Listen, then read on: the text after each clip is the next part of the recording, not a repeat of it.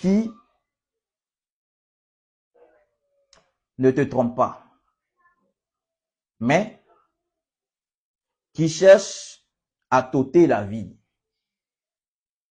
Une femme qui ne commet pas d'adultère, mais qui cherche à t'ôter la vie. Et tu l'as su. Tu fais quoi? Tu vas toujours rester avec elle? Qu'on soit véridique, qu'on soit franc, qu'on soit clair. Tu vas toujours rester avec elle? C'est une question que je pose. Est-ce que tu vas toujours rester avec cette femme qui veut te détruire, qui veut te tuer, qui veut t'ôter la vie? Excusez-moi pour le terme. Qui veut t'ôter la vie? Non. Très vite, moi, je la quitte parce que c'est ma vie qui est en jeu. Et il y a plusieurs exemples comme ça. Il n'y a pas que l'adultère qui est grave. Moi, j'ai dit une fois que l'adultère même est pardonnable. Que certains actes, que d'autres actes, je peux pardonner l'adultère que même d'autres actes. Donc, ne donnez pas comme argument, sauf adultère, donc tu es dedans, malgré les angoisses, malgré tout, tu es là parce que, non, elle n'a pas commis adultère, donc tu dois pas la répudier. Non, je suis désolé. Je suis désolé. Voici pourquoi aujourd'hui, il y a beaucoup de problèmes dans les foyers chrétiens. Voici le problème. On impose tout. Parce qu'effectivement, Jésus dit qu'il n'est pas venu apporter la paix. Donc, malgré que ça chauffe, tu n'as pas la paix dans ton foyer, tu es obligé d'être là tant que c'est pas adultère. Quand tu vas exposer ton problème, est-ce que elle a commis l'adultère? Non, donc tu ne dois pas divorcer. C'est la logique du chrétien parce que Jésus, votre Dieu, a dit, si tant que c'est pas adultère là, tu ne dois pas te séparer d'elle. Donc tu es dedans et puis tu souffres. Tu meurs dedans. Je prends un exemple simple. Voici la chanteuse nigériane. J'ai oublié même son nom. Elle était oppressée par son mari, qui est pasteur en plus, qui l'oppressait, mais elle ne peut pas divorcer parce qu'elle est chrétienne. Ça s'est terminé comment? Il lui a ôté la vie tranquille. Il lui a ôté la vie. C'est ce que Jésus est venu apporter, tuer, détruire. D'accord? Je continue. Matthieu chapitre 19. Aujourd'hui, je vais choquer les chrétiens. Et je m'en fous. J'ai dit que si tu m'as insulté, que je peux répondre, je réponds tranquille. C'est un autre manteau que j'ai porté. D'accord? Matthieu chapitre 19, verset 24. Matthieu 19, verset 24.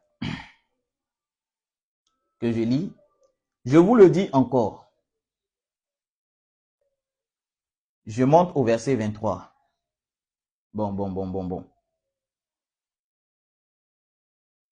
Je prends même depuis le verset 16. Excusez-moi. Et voici, Matthieu 19, verset 16. Et voici, un homme s'approcha et dit à Jésus, Maître, que dois-je faire?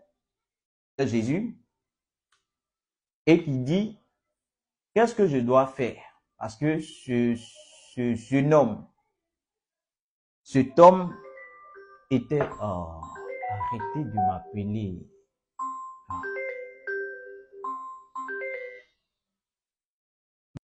Voici un homme qui vient vers Jésus, quelqu'un qui est riche, qui a travaillé de ses mains, de ses forces, pour se construire une vie. Et parce que c'est quelqu'un qui aime tellement Dieu, on lui a dit que ce Jésus-là, c'est Dieu. Donc, il vient vers Jésus et puis il dit, qu'est-ce que je dois faire pour avoir la vie éternelle? D'accord? Voici ce que Jésus va lui dire. Il lui répondit, pourquoi m'interroges-tu sur ce qui est bon? Un seul est bon. Si tu veux entrer dans la vie, observe les commandements, lesquels, lui dit-il. Donc, l'homme lui demande quel commandement il faut observer. Verset 18, Jésus répondit, tu ne tueras point. Ça même déjà, c'est un mensonge, mais je vais revenir dessus. Bon, je vais en parler directement. Tu ne tueras point. Je te pose une question. Tu es chez toi et quelqu'un vient avec une arme. Tu sais que cette personne-là vient t'ôter la vie. Et tu as la possibilité de te défendre, de lui ôter la vie. Tu vas le laisser t'ôter la vie? Non. En tout cas, moi, rapidement, je le supprime. Donc, ici même, cette parole est fausse. Tu ne tueras point. Je dis non. Parce que je vais en guerre. C'est pour faire quoi? C'est pour caresser les gens? Non. Je détruis mes ennemis. D'accord? Quelqu'un qui vient dans le but de m'ôter la vie, je lui ôte la vie si j'ai la possibilité. Je continue. Jésus répondit, tu ne tueras point. Tu ne commettras point d'adultère. Tu ne déroberas point. Tu ne diras point de faux témoignages. Honore ton père et ta mère. Et tu aimeras ton prochain comme toi-même. Le jeune homme lui dit, j'ai observé toutes ces choses. Que me manque-t-il encore? Donc, il est en train de dire, j'ai observé tout ça. Il me manque quoi? Verset 21, Jésus lui dit, si tu veux être parfait, va, vends ce que tu possèdes, donne-le aux pauvres, et tu auras un trésor dans le ciel. Puis viens et suis-moi. Dites-moi, ce qu'il vient de dire là, c'est normal, c'est censé. Moi, j'ai travaillé de toutes mes forces. J'ai souffert pour me construire une vie, une richesse. Et je viens, il va me dire ce que j'ai souffert pour avoir là, d'aller tout vendre. Et puis je vais distribuer aux gens. Et puis je reviens pour avoir la vie éternelle.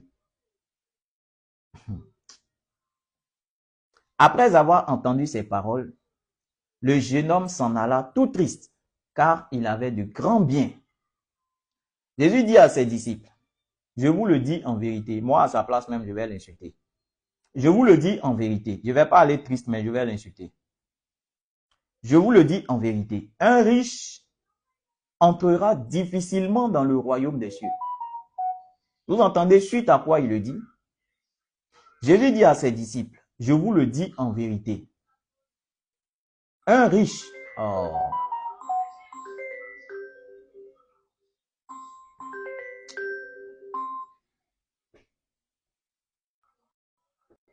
Donc, verset 22, après avoir entendu ces paroles, le jeune homme s'en alla tout triste, car il avait de grands biens. Jésus dit à ses disciples, je vous le dis en vérité, un riche entrera difficilement dans le royaume des cieux. Voici ce qu'il est en train de dire, qu'un riche entrera difficilement dans le royaume des cieux. Et il continue, verset 24, je vous le dis encore, il est plus facile à un chameau de passer par le trou d'une aiguille qu'à un riche d'entrer dans le royaume des dieux. Verset 25. Les disciples, ayant entendu cela, furent très étonnés et dirent, qui peut donc être sauvé? D'accord? Donc voici ce que votre Dieu dit. Il dit, si tu veux avoir la vie éternelle, ce que tu as souffert pour avoir dans ta vie, là, tu as travaillé pour avoir, faut tout vendre même ta maison, ta voiture, tout ce que tu as là, faut vendre. Et puis tu partages aux pauvres. Et toi, désormais, tu dors dans la rue. Comme ça, tu auras la vie éternelle. C'est pas bête, ça. Et il continue pour dire, il sera facile à un chameau de rentrer par le trou d'une aiguille qu'à un riche de rentrer au ciel, dans le royaume des cieux. Qu'est-ce qu'ils sont en train de nous dire? Que si tu veux aller au ciel, là, faut être pauvre. D'accord? Si tu veux aller au ciel, faut être pauvre. Je prends encore Marc. Marc chapitre 10. Marc 10, verset 23. Marc 10, verset 23. Jésus, regardant autour de lui, dit à ses disciples qu'il sera difficile à ceux qui ont des richesses d'entrer dans le royaume de Dieu. Donc, si tu veux être chrétien, il faut être pauvre. Tous les chrétiens doivent être pauvres.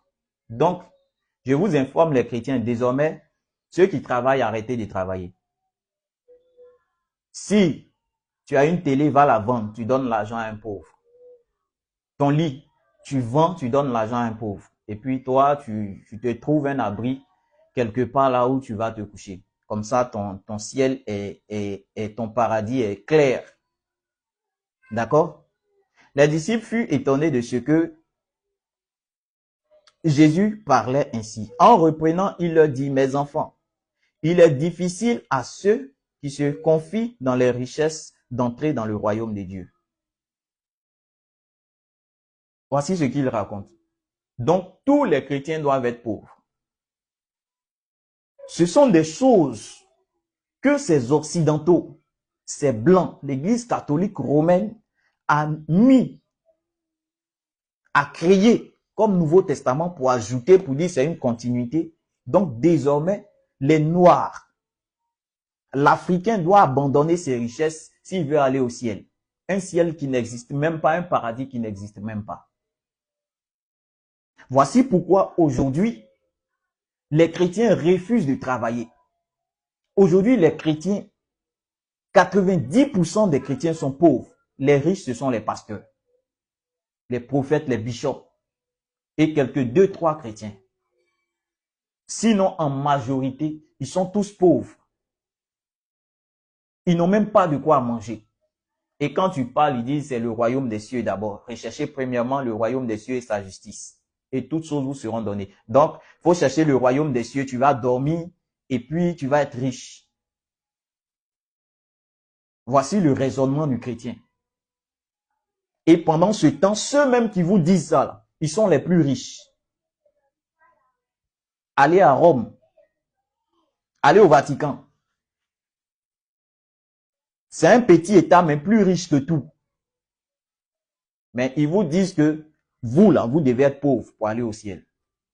Vous devez être pauvre pour aller au paradis. Et tous les chrétiens sont derrière. Non, moi, je préfère mourir pauvre et aller au ciel qu'être riche. Je ne demande pas beaucoup à Dieu. Voici la mentalité. Pendant ce temps-là, on vient voler vos richesses. On vient piller vos richesses. Non, ils n'ont qu'à prendre. Notre nouvelle patrie, là, c'est dans le ciel. Prenez tout, ce n'est rien. Ma patrie est dans les cieux. En fait, tu ne vas jamais aller dans les cieux. Je dis et puis je répète. La carte te fait mal. Tu ne vas jamais aller dans les cieux.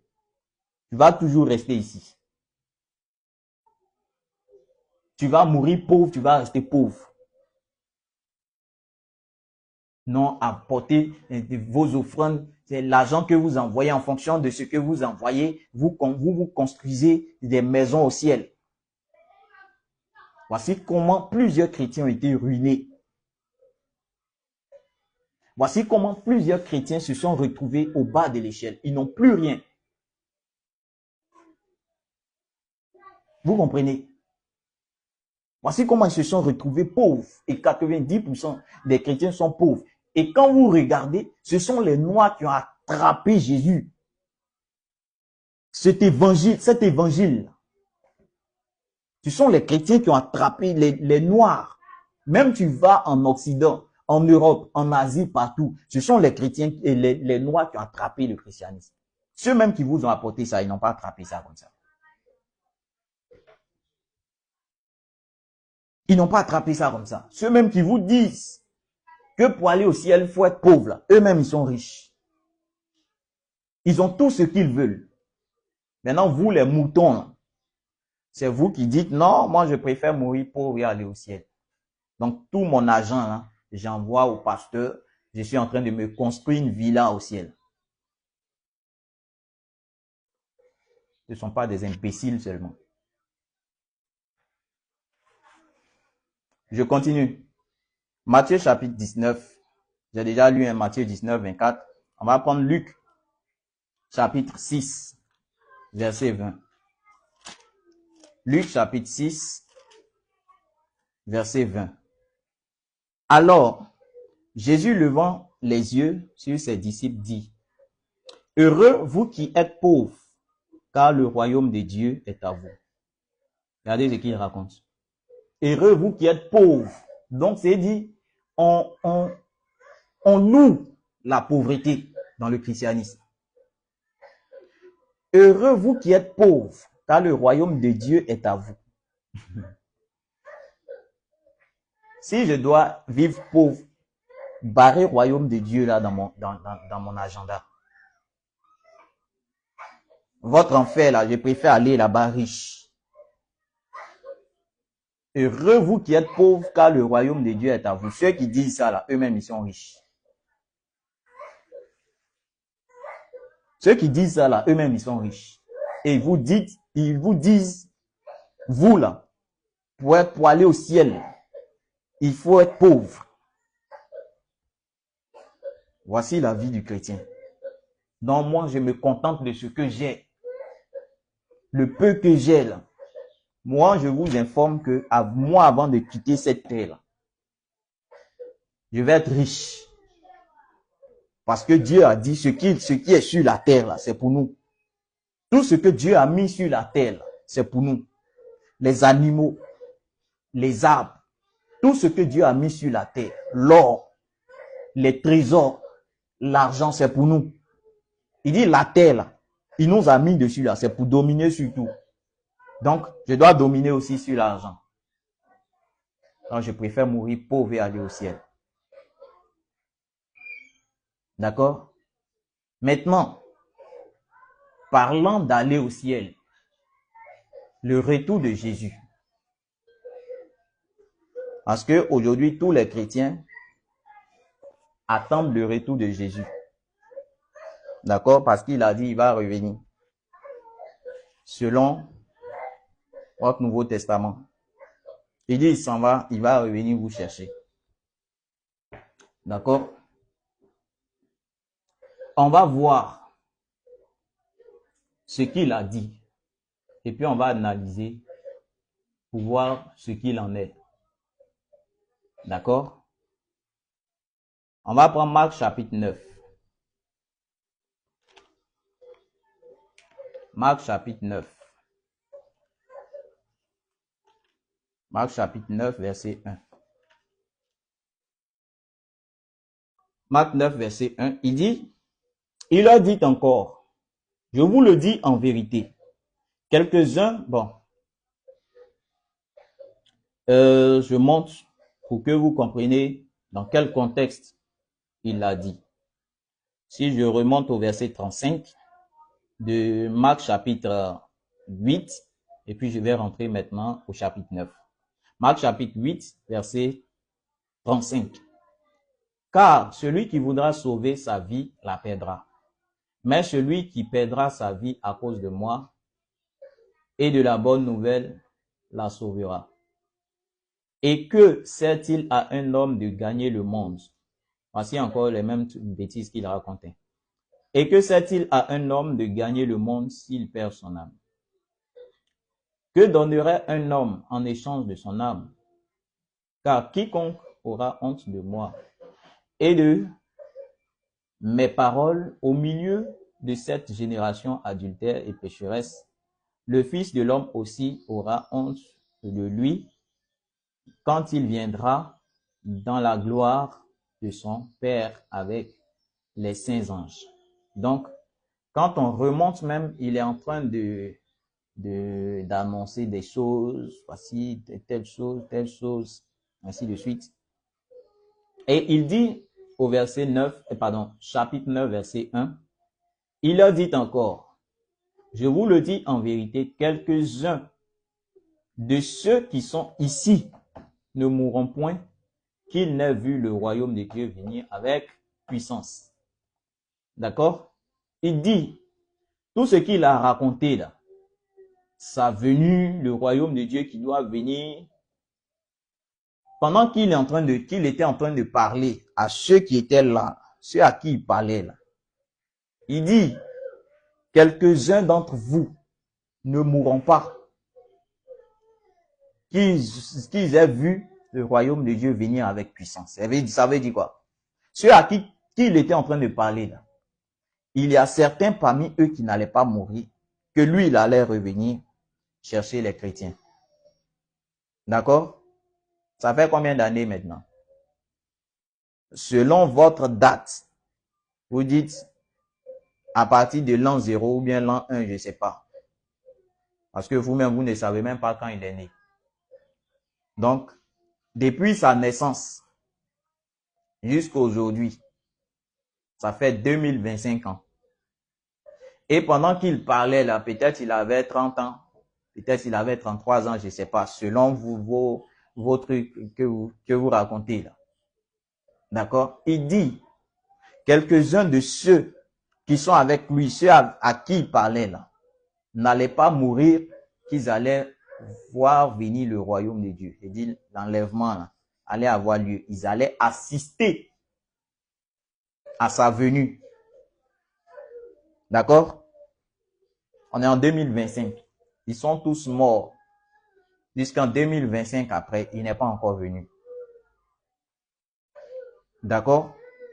Les gens du message ont donné des signes de la venue de Jésus. Il y a un qui est mort tout dernièrement. Ils ont dit, lui, il ne va pas mourir. Il va voir l'enlèvement. Il est mort il n'y a pas longtemps, je crois l'année passée ou je suis passé, je ne sais plus. On est toujours là. Les chrétiens sont toujours là. Donc ça veut dire que vous n'avez pas été enlevé. Hein. Donc vous allez tous aller en enfer. D'accord? La génération là est passée. Ils sont tous morts. Ceux à qui votre Jésus, votre Dieu l'a parlé là. Ils sont tous morts. Génération sur des générations. Aujourd'hui, on est en 2025. Il est où? Quand je dis c'est un acte, les gens, les chrétiens veulent devenir fous. Non, tu es l'antichrist. Tu es ceci. Tu es le démon. Tu es ceci. L'antichrist là, c'est lui là. C'est lui qui est l'antichrist. Je continue. On va prendre Matthieu chapitre 24. Matthieu chapitre 24. Matthieu chapitre 24, verset 34. D'accord? Je vais commencer au verset 32. Ok, verset 31. Il enverra ses anges avec la trompette retentissante. Il est en train de dire comment l'enlèvement, son retour là va se passer. Il enverra ses anges avec la trompette retentissante et ils rassembleront ses élus des quatre vents, depuis une extrémité des cieux jusqu'à l'autre. Instruisez-vous par une comparaison tirée du figuier. Dès que ses branches deviennent tendres et que les feuilles poussent, vous connaissez que l'été est proche. De même, quand vous verrez toutes ces choses, sachez que le Fils de l'homme est proche à la porte. Je vous le dis, verset 34, je vous le dis en vérité, cette génération ne passera point que tout cela n'arrive. Donc, il est en train de dire à ceux de son temps que lui, sa génération, ou la génération à laquelle il était en train de s'adresser, cette génération-là n'allait pas passer. Que l'enlèvement allait se produire. Quand on dit génération, c'est quoi? Moi, j'ai une génération. D'accord? Et mes enfants, c'est une autre génération. Les enfants de mes enfants, c'est encore une autre génération. D'accord? Donc, il est en train de dire que la génération à laquelle il s'adressait n'allait pas passer, que l'enlèvement, les gens, il allait venir chercher les gens pour aller au paradis, pour aller au ciel. Ils sont tous morts. Il y a eu combien de générations jusqu'à aujourd'hui? Les générations sont passées, jusqu'à 1000 générations. Personne n'est allé au ciel. Quand tu parles, le chrétien dit, non, c'est Dieu. Un jour c'est 1000 ans, 1000 ans c'est un jour. Arrêtez-moi vos conneries. Il dit, il est en train de parler aux gens qui étaient devant eux. Il dit, cette génération, c'est français.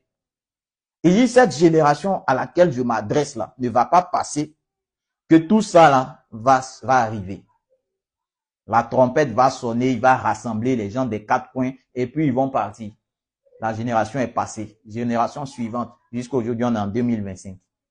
On est toujours là. Matthieu chapitre 10, verset 23. Le dernier verset. Il y a beaucoup de versets. Mais si je veux sortir tous les versets, on ne va pas quitter ici aujourd'hui. Donc, je vais m'arrêter là. Matthieu chapitre 10, verset 23. Il dit, je remonte un peu, verset 20. Car ce n'est pas vous qui parlerez, c'est l'Esprit de votre Père qui parlera en vous. Verset 21. Le frère livrera son frère à la mort, et le père son enfant. Les enfants se soulèveront contre leurs parents et les feront mourir. Vous serez haïs de tous à cause de mon nom. Mais celui qui persévérera jusqu'à la fin sera sauvé. Quand on vous persécutera dans une ville, fuyez dans une autre.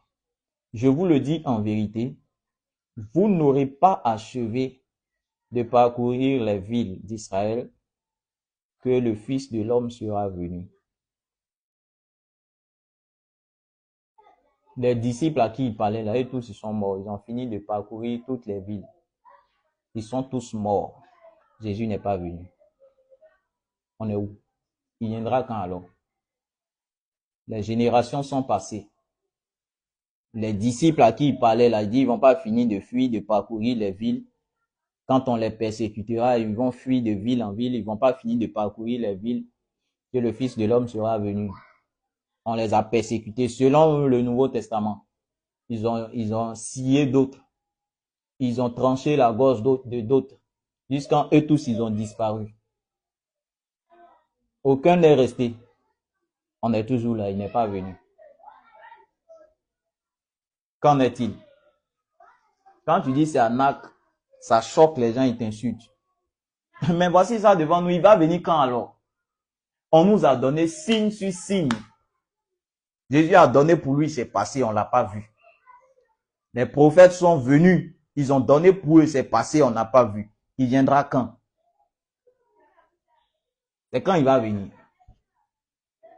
En conclusion, Dieu n'a jamais prévu un ciel pour un homme. D'accord? Dieu a créé l'homme avec son milieu de vie. D'accord? Dieu a créé toutes choses avec son milieu de vie. Quand il a créé l'homme, il a dit ton milieu de vie, là où tu dois rester, c'est sur la terre. D'accord? Il n'existe pas un ciel en haut au-dessus de ta tête où Dieu a sa chaise et puis il est assis dessus. Ça n'existe pas. Dieu, là, il est partout. Il est esprit, il est partout. Dieu n'est pas physique. Donc, quand on dit ciel, c'est une dimension. Ce n'est rien de physique. Non, Jésus va venir nous enlever, on va aller au ciel, au paradis, où les rues sont en or transparent. Depuis quand vous avez vu or transparent? Depuis quand? Or transparent, toute la ville est en or. Rêvez. Rêvez. À cause de ça, vous ne voulez pas chercher la richesse sur la terre parce que il a dit que ce sont les pauvres qui vont voir cette ville en or. Là. Donc, aucun chrétien ne veut chercher l'argent. Non, moi, je préfère mourir pauvre. Aucun chrétien n'ose chercher la richesse. Non, moi, je me suffis. Jésus dit, il faut vendre tout ce que tu as. Si tu veux vraiment aller au ciel, parce qu'il dit, si tu veux vraiment aller au ciel, il faut vendre tout ce que tu as. Donc, désormais, vous les chrétiens qui passez votre temps à insulter, respectez ce que votre Dieu dit. Il dit, si vous voulez aller au ciel, vendez tout ce que vous avez. Et puis envoyez-moi l'argent. D'accord? Vendez tout ce que vous avez, vos maisons, voitures. Votre argent, envoyez-moi. Moi, je veux rester sur la terre. Comme vous voulez aller au ciel, moi, envoyez-moi. Moi, je vais être riche et puis vous allez être pauvre pour aller au ciel. Dieu est dans une dimension. De la même manière, quand un homme meurt, il va dans une dimension. Il est dans une dimension. Une dimension, ça peut être parmi nous, mais on ne voit pas. D'accord? Eux, ils peuvent nous voir parce qu'ils sont dans une dimension, mais nous, on ne les voit pas. Nous, on ne les voit pas. Quand l'homme meurt, on ne voit pas l'esprit, on ne voit pas l'âme. L'âme est dans une dimension. L'âme peut être devant nous, mais parce qu'elle est dans une dimension qui n'est pas notre dimension, la dimension du corps, on ne peut pas voir l'âme, on ne peut pas voir l'esprit. Si tu rentres dans cette dimension-là, tu vas voir l'âme, tu vas voir l'esprit. Mais parce que tu es dans le corps, l'âme est dans le corps, l'esprit est condamné dans le corps, dans cette dimension où nous sommes, qu'on se voit. Mais celui qui meurt, il est dans une autre dimension, il n'est pas au paradis. Il n'y a pas paradis au ciel quelque part. De la même manière, Dieu est partout. Il est dans une autre dimension. Seul ce qui est esprit ou celui qui est esprit peut voir ce qui est esprit. D'accord? Seul ce qui est esprit ou celui qui est esprit peut voir ce qui est esprit parce qu'ils sont dans la même dimension. C'est comme les fréquences. Si vous prenez les fréquences radio, une fréquence est différente de l'autre. D'accord? Si tu as capté une fréquence, tu vas entendre les sons qui sont sur cette fréquence. Si tu vas dans une autre fréquence, tu vas plus entendre ce qui était dans l'autre fréquence, mais tu vas entendre désormais ce qui est dans cette fréquence. C'est comme ça la vie. Nous sommes dans une dimension où on se voit. Nous tous qui sommes dans cette dimension, on se voit. Et ceux qui meurent, ils vont aussi dans une autre dimension où ils se voient. Et ils ont la possibilité de nous voir, nous qui sommes dans cette dimension, mais nous, on ne peut pas les voir. C'est ça. Là, on va aller au paradis, où la terre est en or, les goudrons sont en or. Si tu n'as pas donné beaucoup d'argent quand tu étais vivant, tu vas aller te retrouver dans cabane au ciel. C'est comme ça, ils ont menti, c'est dit des contes de fées aux chrétiens. Et puis on suit ça. On suit ça. Vous comprenez? Donc, voici ce que Jésus et le christianisme sont venus apporter aux Noirs. Jésus et le christianisme sont venus apporter à l'homme noir, à l'Africain. L'Africain est pauvre. Et parce que ce sont les Africains qui se sont attachés à ce Dieu-là, malgré qu'ils ont tout, ils sont pauvres. D'accord? Malgré qu'ils ont tout là, ils sont pauvres. Vous croyez que ces Occidentaux-là, ils sont bêtes. Ils savent tout, ils savent ce qu'ils écrivent ici, là. Ils savent. Allez lire Apocalypse. Écrit à l'ange des temps, de l'église des temps. Bien que tu sois riche, tu es pauvre, bien que tu sois riche. Ils savent que les Africains, là, bien qu'on a toutes les richesses, c'est nous les plus pauvres. Ils savent que dans les derniers moments, l'Afrique va retourner à sa place initiale. Parce que si tu connais vraiment l'histoire, tu vas savoir que l'Afrique était la première puissance mondiale. L'Afrique dominait sur tout. Mais aujourd'hui, on est où? Ils savent qu'on va retourner à cette position de dominateur. Actuellement, là, les esclaves sont sur les chevaux. Eux, les Occidentaux, là, ils sont sur les chevaux. Ils viennent prendre tous nos biens. Quand bien qu'on soit riche, là, on est pauvre. L'Afrique est le continent le plus pauvre, malgré qu'on a tout ce qui est richesse en Afrique. On a tout dans nos sous-sols. On a tout. Mais l'Afrique est le continent le plus pauvre.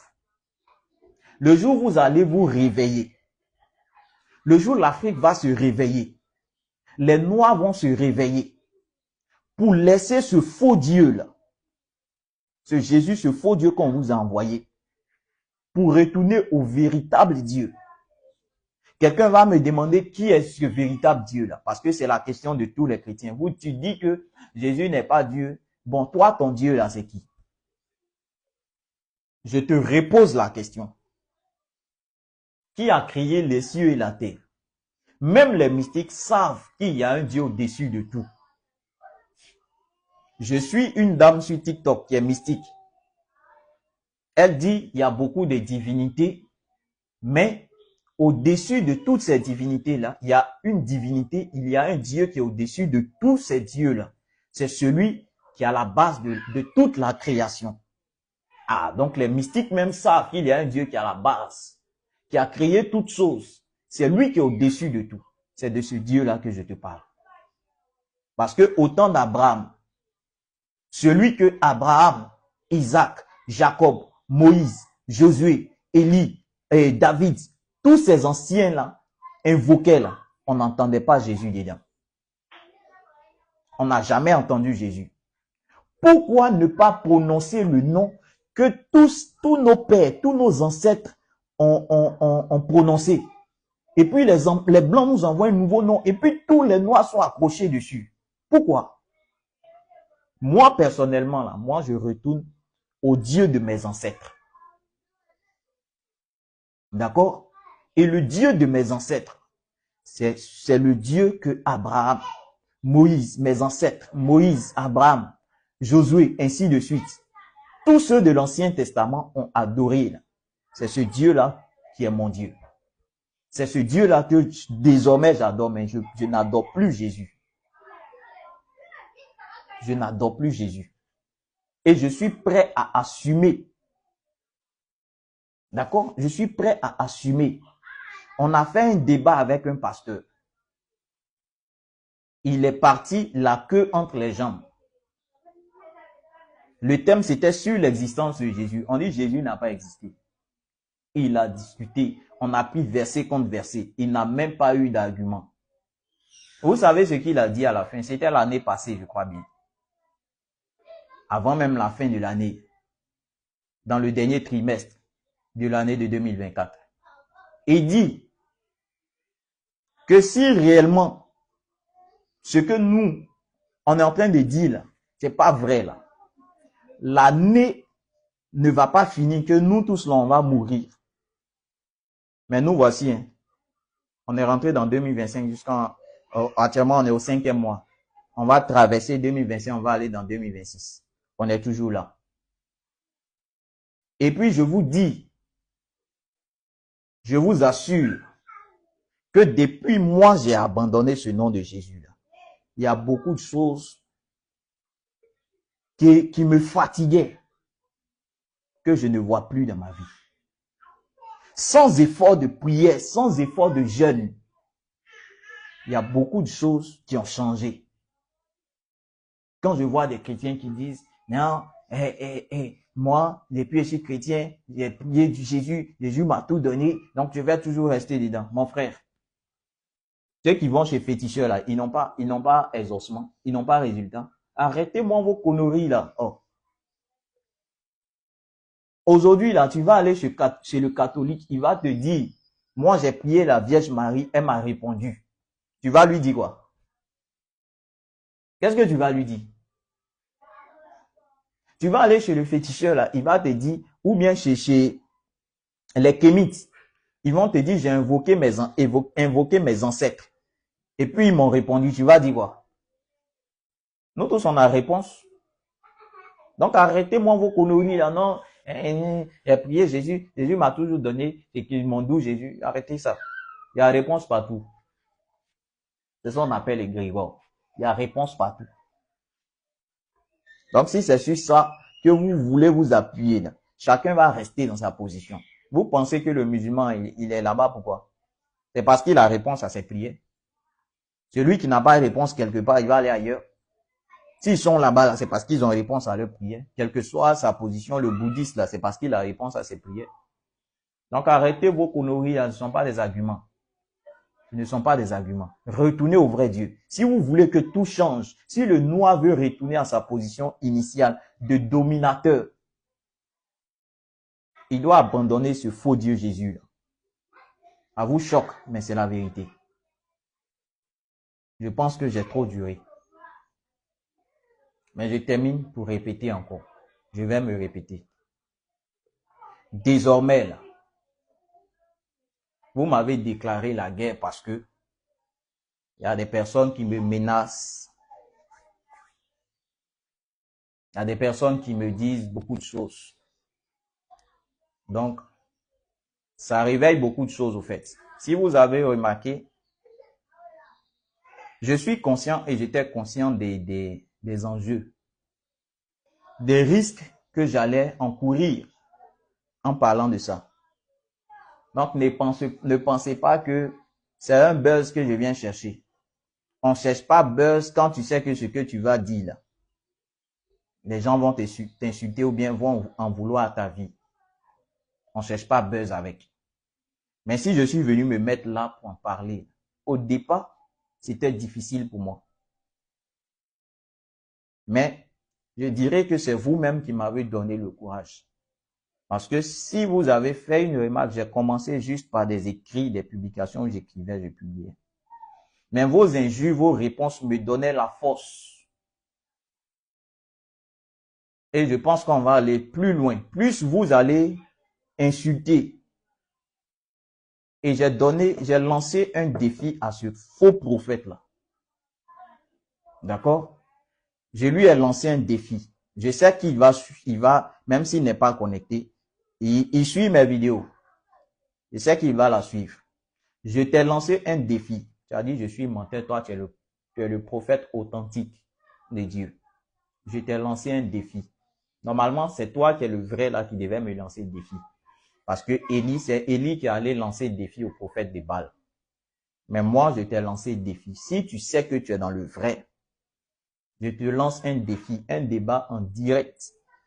Sur Facebook, tout le monde va suivre. Tout est clair, verset contre verset, argument contre argument. Tu m'as convaincu, je redeviens chrétien. Clair. Donc, si tu es sûr que tu es prophète authentique, que tu maîtrises ça, moi je ne maîtrise pas ça. Mais si tu es prophète authentique, tu viens. C'est le défi que je te lance. Tant que tu n'as pas respecté ce défi-là, faut pas venir commenter mes posts. Et puis je te mets en garde. C'est vous qui faites que je vous manque de respect. C'est vous qui faites que je vous manque de respect. D'accord? Je te mets en garde. Plus jamais tu vas m'insulter. Puis tu vas mettre le nom de mon papa dedans. Plus jamais. Plus jamais. Sinon, je vais aller très loin. Très, très loin. On se connaît très bien. Église de message. Si tu as encore essayé de commenter mes posts, c'est-à-dire message là, je vais détailler message comme ça. aux bêtises vous êtes dedans. Donc, si tu penses que tu es dans le vrai, tu viens et puis on débat clair. Tout le monde suit, on verra qui est dans le vrai ou qui est dans le faux. Sinon, tu vois mes posts et puis tu passes ton chemin. D'accord? Sur ce, je vais vous laisser.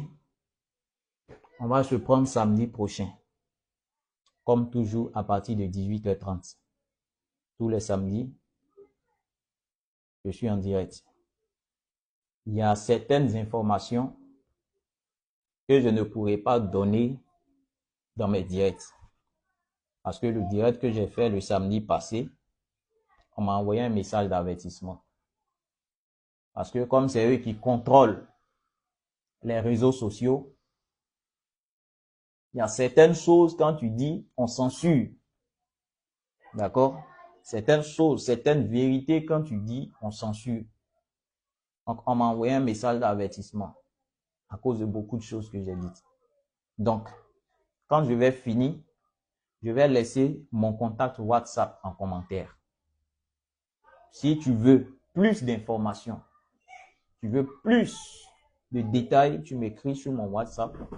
Je vais créer un groupe WhatsApp. On va échanger. Vous jouez des vidéos, des explications. Vous aurez tout en détail. D'accord? Sur ce, je vais vous laisser.